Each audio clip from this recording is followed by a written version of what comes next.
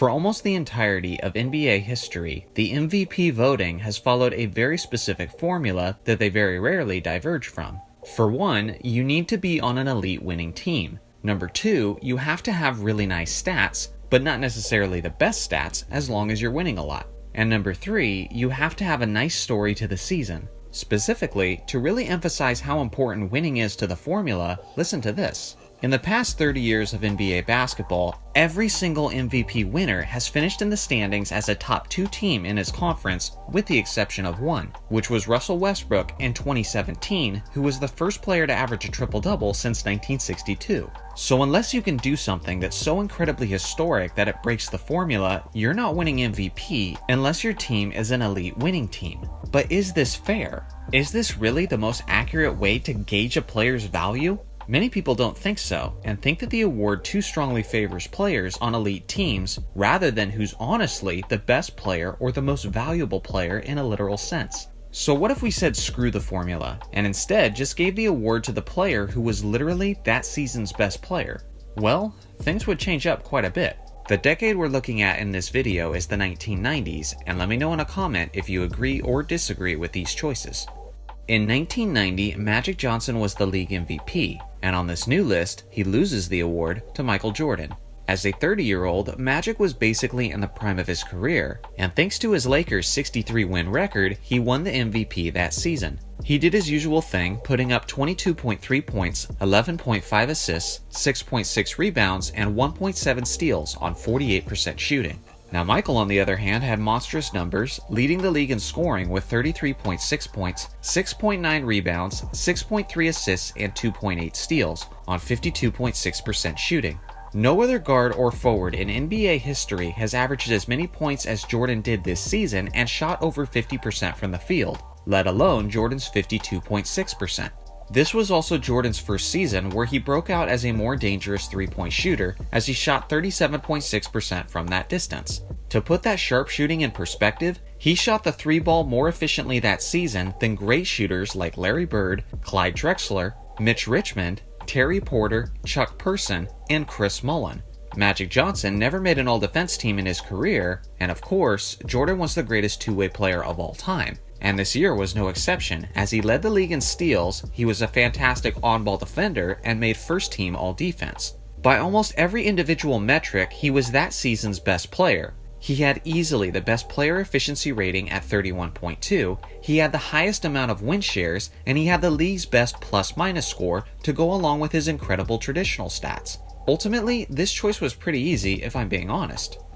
In 1991, Michael Jordan was the MVP winner, and on this list, he keeps the award, but just by a bit.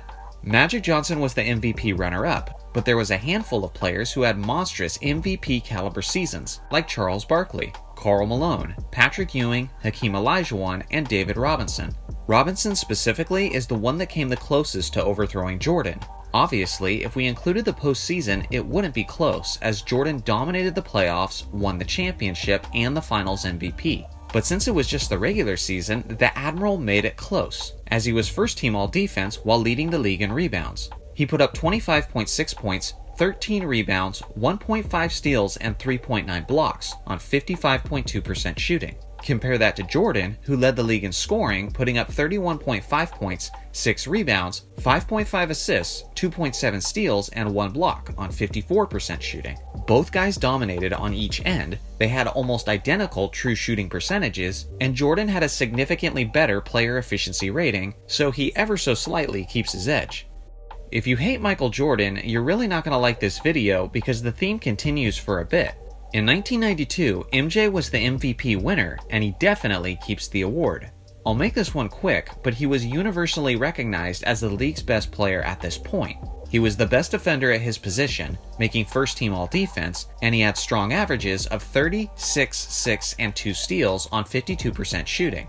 Clyde Drexler was that season's runner-up, but he wasn't nearly the defender that MJ was, and his stat line was nice, but it wasn't nearly as impressive.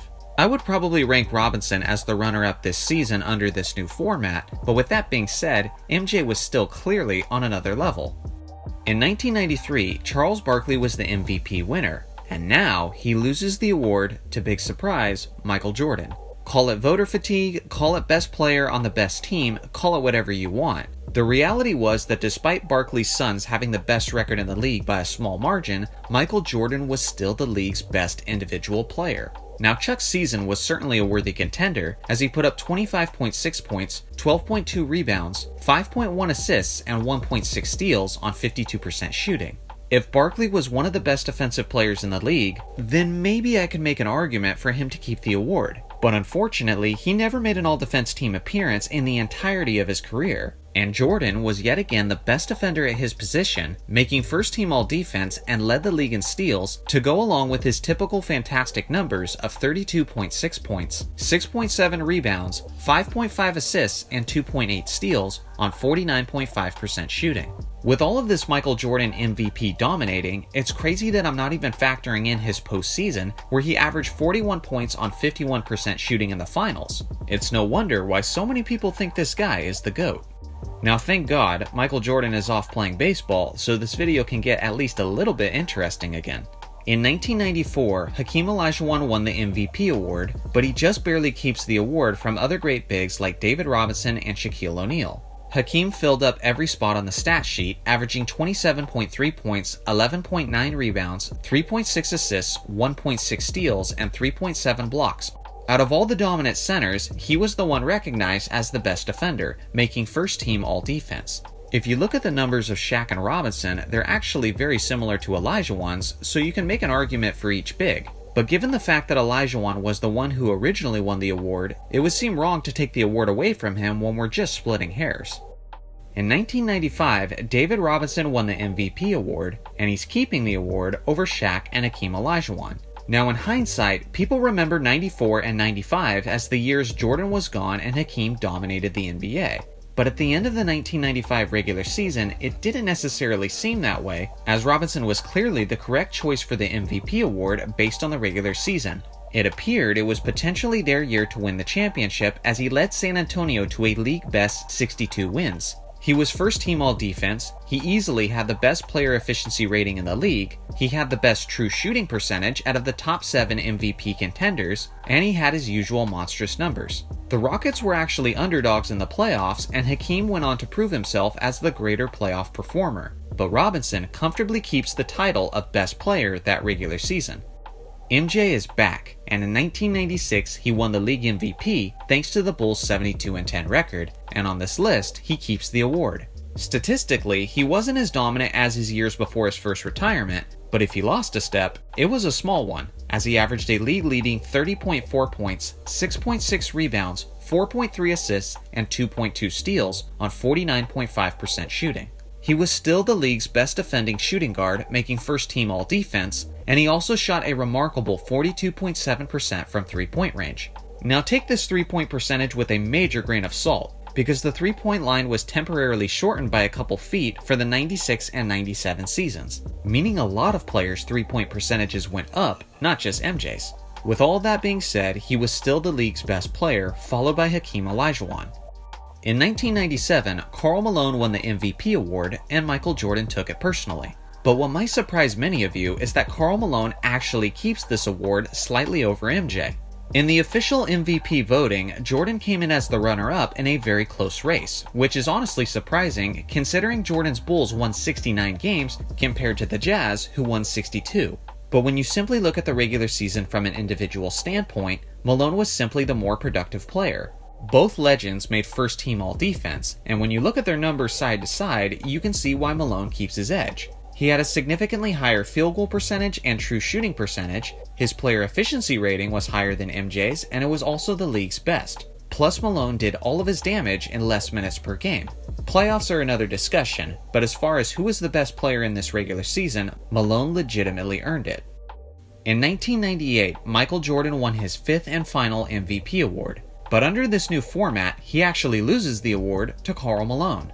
From a story and impact narrative, Jordan certainly deserves the MVP. Scottie Pippen missed basically the first half of the season, and MJ offensively carried the team, leading them to a 62-20 record as a 34 to 35-year-old player. And that's probably why he won the MVP in the traditional format. But from a pure production standpoint, it's certainly difficult to argue that Malone wasn't the better player that regular season.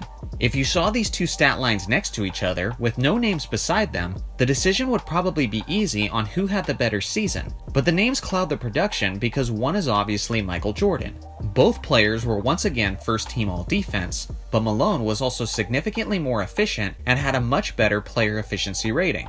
Some of you guys might look at this season and think that Shaq was actually the best player from a production standpoint, and there's certainly an argument to be made, but he dealt with some injuries and only played 60 games that season compared to Jordan's 82 and Malone's 81. So it's difficult for me to justify giving any award to a player who misses more than 25% of the season. In 1999, Karl Malone won the league MVP, and he was the oldest player to ever win the award. But now, he loses the award to Shaquille O'Neal.